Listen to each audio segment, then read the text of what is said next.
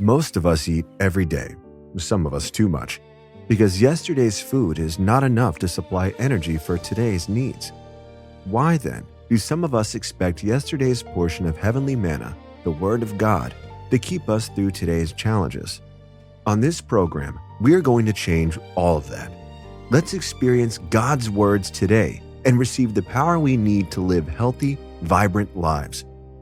Welcome to your Daily Portion with your host, author, speaker, L. David Harris. Good morning, good morning, good morning. It is Tuesday, March 31, 2026. Hello, my name is L. David Harris. I am your host, and this is your Daily Portion, where we give you God's Word every single day, and today is no exception. We are continuing in our new lesson study series about how to have a right relationship with God, and our caption for today is Everlasting Love. Everlasting love. Before we get into that, I'd like to say welcome to everyone joining us, especially those joining us for the very first time. Please, will you go over to yourdailyportion.com? Will you join our online community? And also, please let us know where you are in the world. But before you leave that site, would you please contribute to Your Daily Portion Ministries, because we are a listener and viewer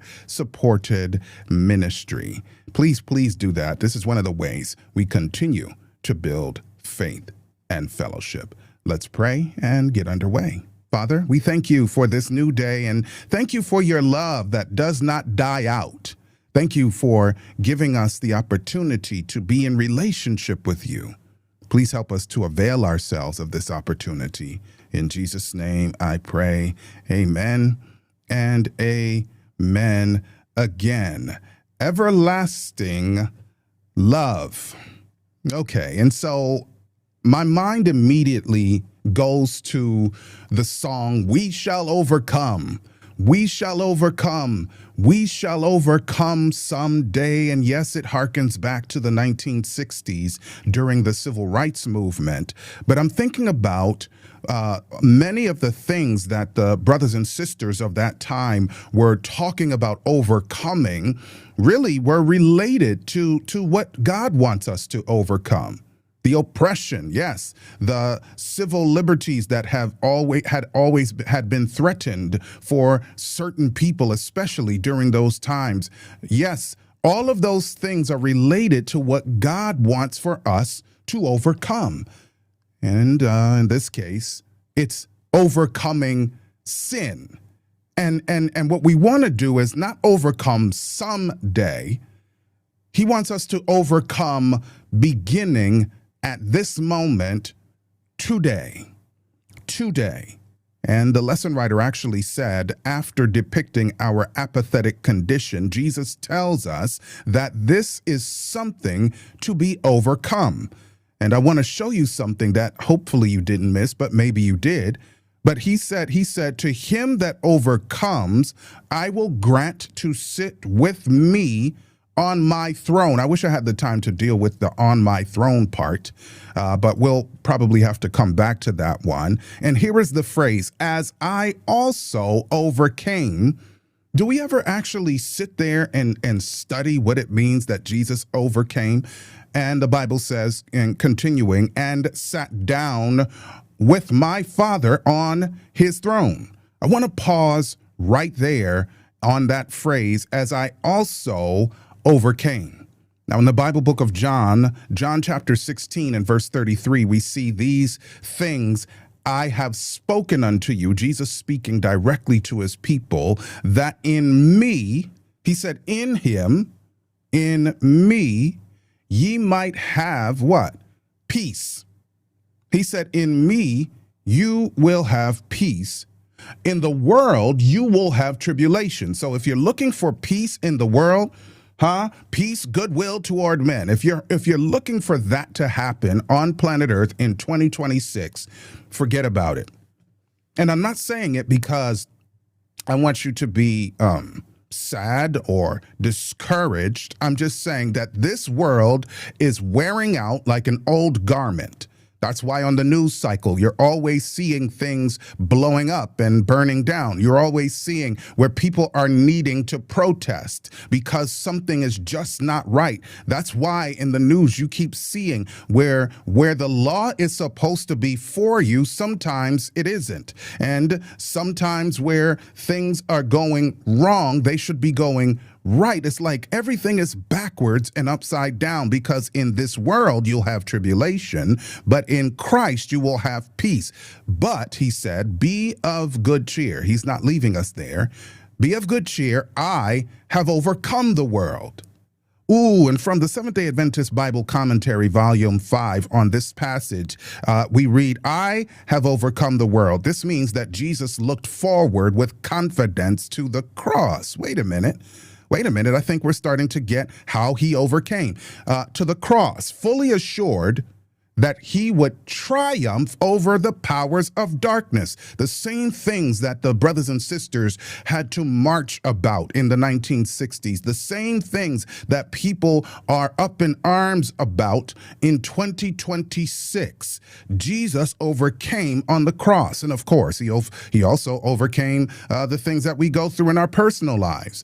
When you feel like you cannot stop with your addiction to pornography, you can't stop with your addiction to nicotine, cigarettes, and other illicit drugs. You can't stop with your obsession with bad news cycles and always using your thumbs to tell people what we already know, where you're always highlighting the problem and never the solution.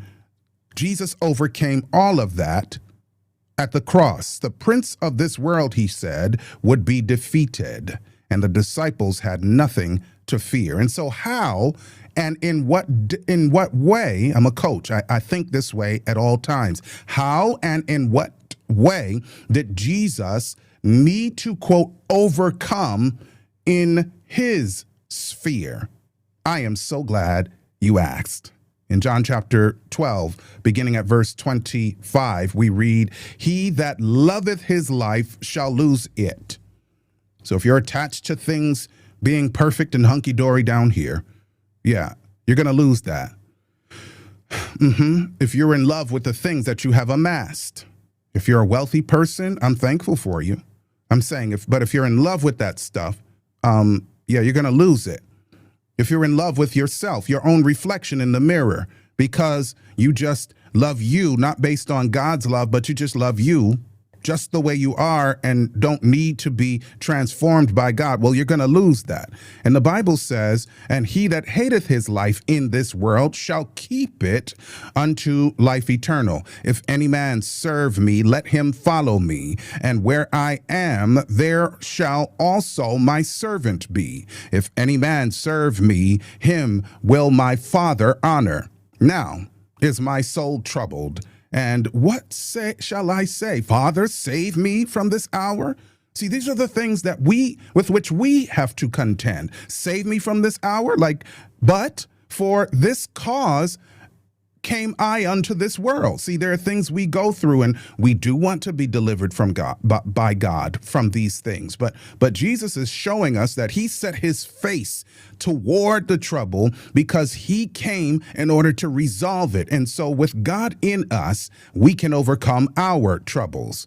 And the Bible says, Father, glorify thy name. Then came there a voice from heaven saying, I have both glorified it and will glorify it again. The people, therefore, that stood by heard it. They said that it thundered. Others said an angel spake unto him. Jesus answered and said, this voice came not because of me, but for your sakes. In 2026, this voice is coming also for your sakes. Now is judgment of this world. Now shall the prince of this world be cast out. And if I be lifted up from the earth, I will draw all men unto me. This he said, signifying what death he should die. You see, Jesus overcame, and because of his love and having overcome, he is giving you the power. He's giving me the power on this final day in March in 2026 to overcome every besetting sin until Jesus comes. Make it a great day. Peace. Thanks for joining us, listening friends. Always remember, we cannot live by bread alone, but by every word that comes from the mouth of God. This has been your Daily Portion with L. David Harris. Make it a great day.